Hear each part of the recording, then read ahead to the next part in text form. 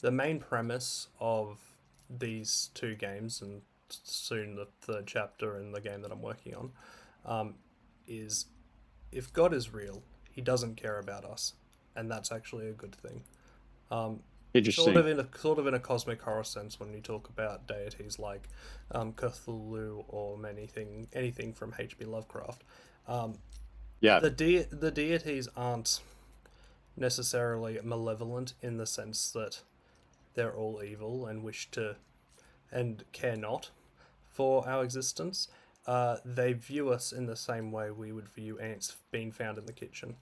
We wouldn't think much of Yeah. them. We wouldn't think much of them out in the bush somewhere. But when you find them in the kitchen, that's when you call the exterminator, and that's the premise that I took and ran with. That I started establishing in We Are Alone and really took and ran with Nothing Beneath Us. Blah, with this Yeah. um the the idea is on a cosmic level they're calling in the exterminator because we're at a point where they don't want us to be. What are some other inspirations, like science fiction writers and things that inspire you?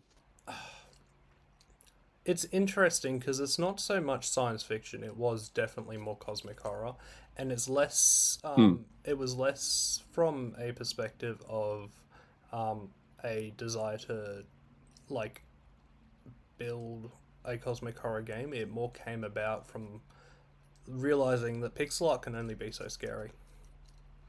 Yeah. Pixel art can only be so scary. So, in order to use a medium to it's best to leave something that's more existentially scary than actually oogity boogity. There's a monster there. Um, Hmm. like I Yeah. won't say this is an inspiration because it really wasn't, but it's something that resonated with me when I went and saw the Iron Lung movie.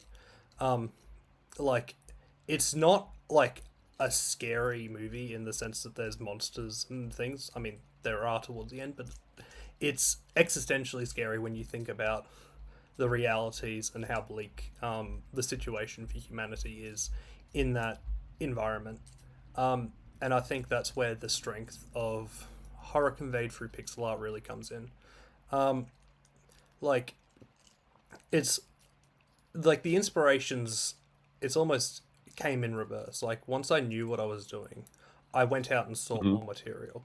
So another um, book that I listened to was A Good Life by Jeremy Bixby, and that was the basis for Australian Gothic. Um, Cool.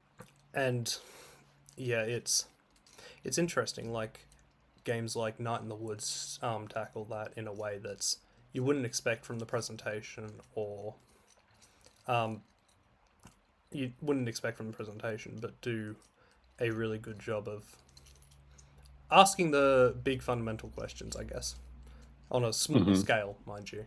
So yeah, it's like the Yeah. inspirations came after, Yeah. if that makes sense, and it's a weird way of describing my process.